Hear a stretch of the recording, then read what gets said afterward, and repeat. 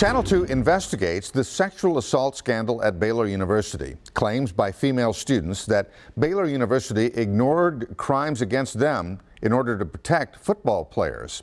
Well, after the story broke, we wanted to read the police reports to see how the university handled those cases.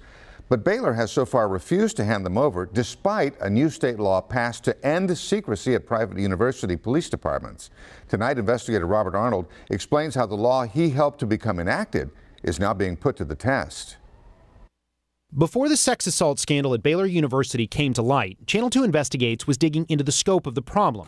To do this, we sent a Texas Public Information Act request for all sexual assault reports filed with Baylor's police department over the past 2 years. We asked to see these records to try to understand how the police department handled reports of sexual assault. Several women have come forward to claim Baylor failed to properly handle their claims. We still have a right to know, and the victims have a right to know what is being said. Our request was denied. Baylor has a real responsibility to the public. State Senator John Whitmire is talking about a law he authored that requires private university police departments to release public information, just like every other police department in the state.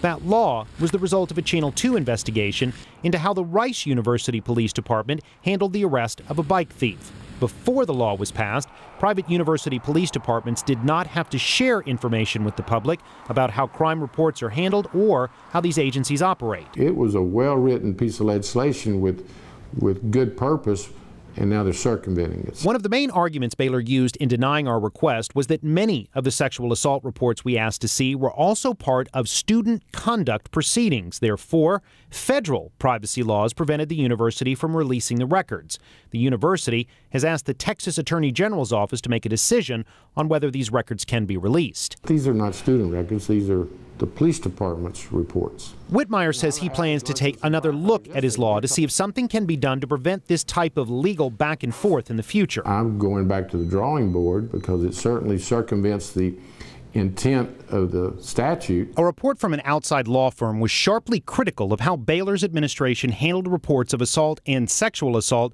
lodged against student athletes. As a result, Baylor fired its football coach. The university's president and athletic director both resigned. Parents want to know, students want to know. Leticia Manzano was with the Houston Area Women's Center. While she couldn't speak specifically to Baylor, she says the issue of transparency in how sexual assault cases are handled is critical to letting victims know their complaints are being taken seriously. They feel like they're not being heard, and they might as well not have told at all. They feel very alone, like they're the only one that understands what they're going through, and it'll be harder for them to reach out for help. We are still waiting on the Attorney General's office to make a ruling on our request for those records.